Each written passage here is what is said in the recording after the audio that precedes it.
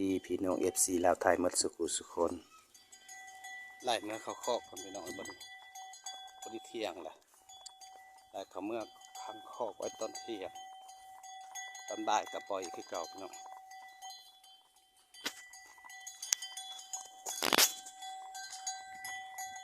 เฮ้เฮ้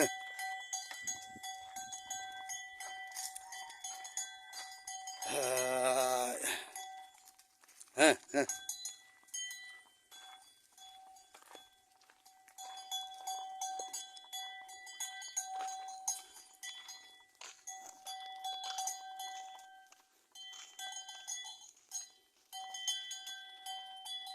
ฮึฮึ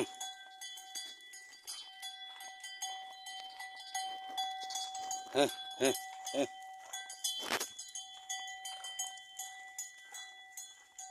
นะสำหรับคลิปนี้ก็เอาไว้สำนีซะก่อนพี่น้องเลยได้เมื่อเขาเคาะไว้ก่อน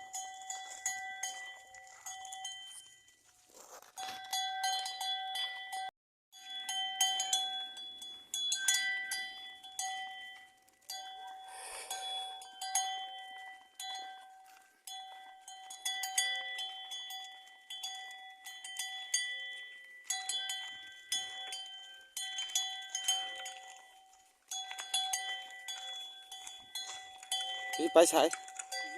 ชื่อยังฮะ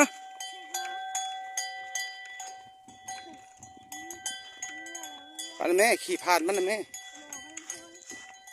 ขี่กายมันเลยสุภาพ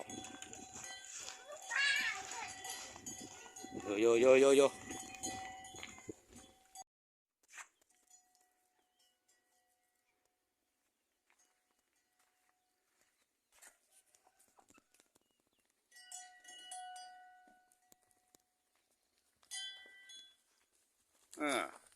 สองตัวหุ่มใส่ตัวเดียวแน่